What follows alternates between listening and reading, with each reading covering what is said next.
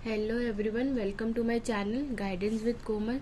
इस वीडियो में हम बात करेंगे टैक्सेबल एंटिटीज की। अभी तक जो हमने बात करी है वो बात करी है individual firm, HUF, super senior citizen, इन सब की टैक्सेबिलिटी क्या होती है। स्लैब रेट से होती है, कुछ स्पेशल इनकम होती है, उनसे होती है।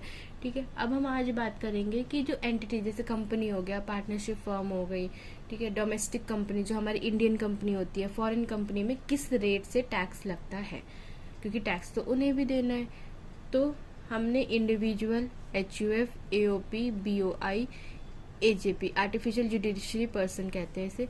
तो इसमें हमें टैक्स कैसे निकालना है, हमें इनकम गिवन होगी और हमें अपने स्लैब रेट से टैक्स फाइंड आउट करना है। अब हम बात करते हैं पार्टनरशिप की, कि पार्टनरशिप में हमें कैसे कैसे टैक्स देना होगा। तो मैंने कुछ पॉइंट्स लिखे हैं, बस यही आपको ध्यान रखना है।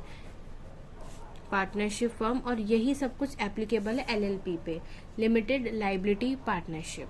तो पहला पढ़ते हैं, no basic exemption avail to the firm.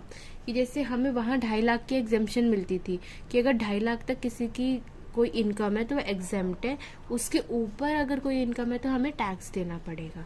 लेकिन यहाँ पर लॉ कहता है कि पार्टनरशिप या एलएलपी को कोई भी एग्जेम्पशन नहीं है। अगर उनका 10 रुपये भी उन्होंने इनकम करी है तो उस पर भी उन्हें टैक्स देना पड़ेगा। इनके लिए कोई भी एग्जेम्पशन नहीं है। Taxable at a flat rate 30%। कोई स्लैब रेट नहीं है, कुछ नहीं है, बस 30% से ये टैक्स होगा। No surcharge if the total income is up to 1 crore. वो बोल रहे हैं कि कोई भी सरचार्ज हम नहीं लेंगे अगर उनकी जो टोटल इनकम है वो 1 करोड़ है। सरचार्ज हमने पढ़ा था ना इंडिविजुअल के केस में, 50 लाख तक अगर उसकी इनकम है तो सरचार्ज नहीं होगा, 50 से ऊपर है तो सरचार्ज एप्लीकेबल हो जाएगा। यहाँ पर अगर 1 लाख तक उसकी इनकम, 1 करोड़ तक उसकी इनकम है तो सरचार्ज नहीं लगेगा।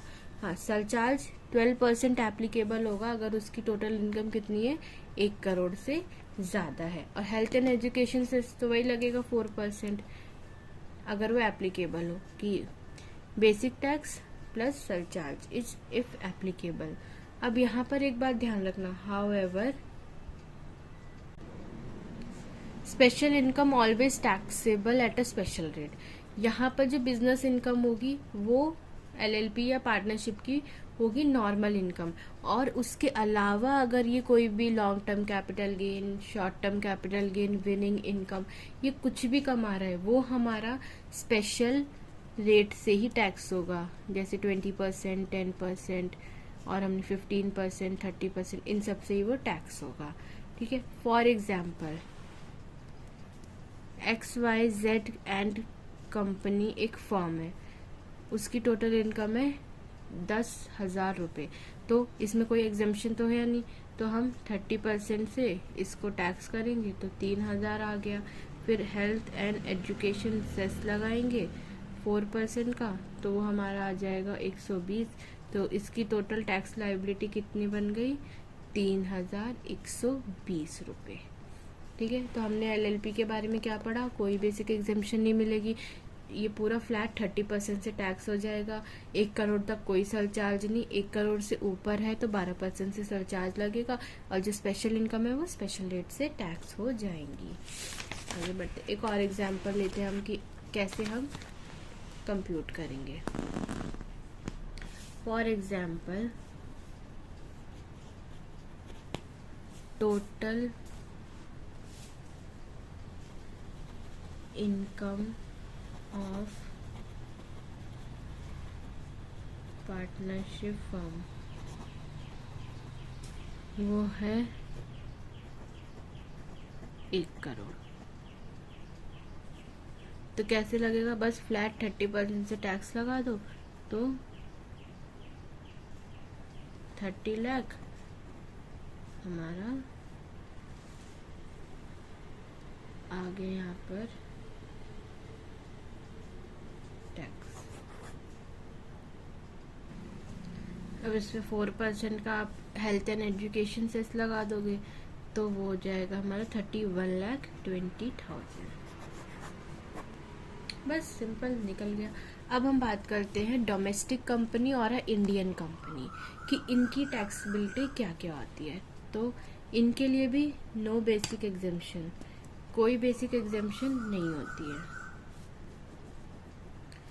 तो taxable at a flat rate, तो वहाँ पर जैसे पार्टनरशिप में 30% से टैक्स होता था, यहाँ पर भी फ्लैट रेट से टैक्सेबल होता है, लेकिन इन्होंने इस सिचुएशन में हमें कुछ कंडीशंस दे दी।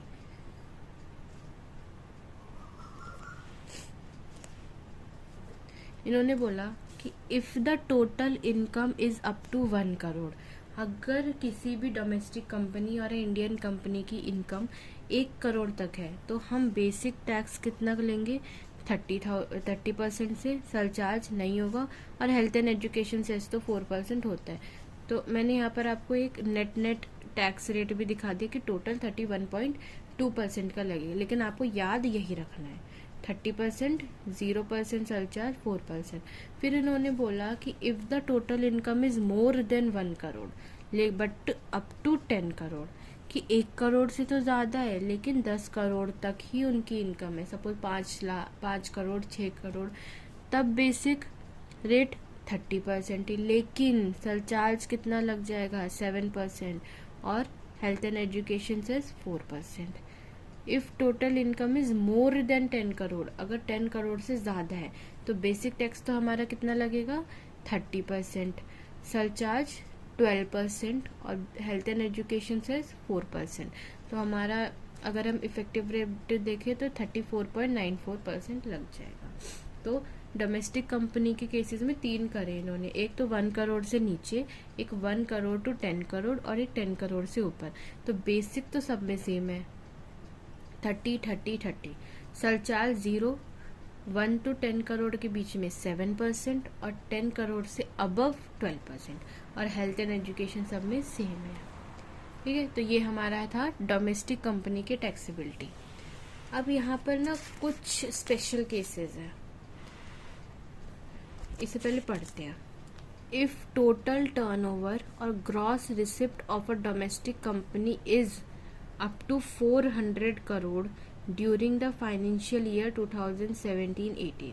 देखो, तो गवर्नमेंट ने कुछ स्कीम निकाली कि अगर किसी भी कंपनी की टोटल इनकम या टोटल टर्नओवर 400 करोड़ तक है, कौन से ईयर में, 2017-18 में, तो उसको 2020-21 में किस रेट से टैक्स देना है, 25% से।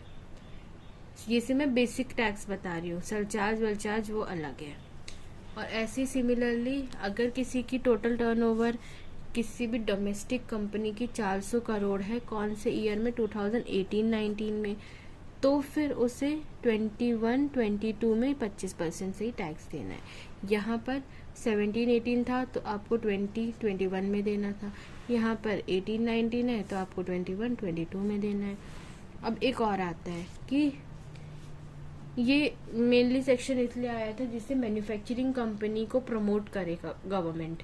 तो गवर्नमेंट ने बोला था कि 1 अक्टूबर 2019 से ये लॉ एप्लीकेबल होता है, अगर कोई भी मैन्युफैक्चरिंग कंपनी इस पीरियड में बनी है तो फिर उसे basic tax 15%, surcharge 10%, effective rate उसका 17.16, जो उससे तो कम ही है, तो इसी रेट से आपको टैक्स देना है। ठीक है, नाउ हम मूव करते हैं अब फॉरेन कंपनी।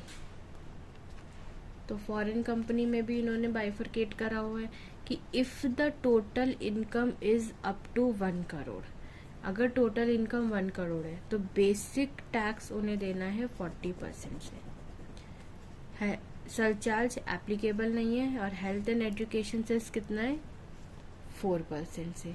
तो इसका इफेक्टिव रेट हमारा क्या आ जाएगा, 41.6%। 6%।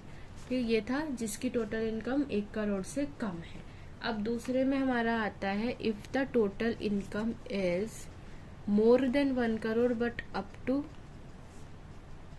10 करोड़, तो बेसिक तो वही 40, लेकिन सरचार्ज यहाँ कितना एप्लीकेबल हो जाएगा, 2%, और हेल्थ एंड एजुकेशन से 4%।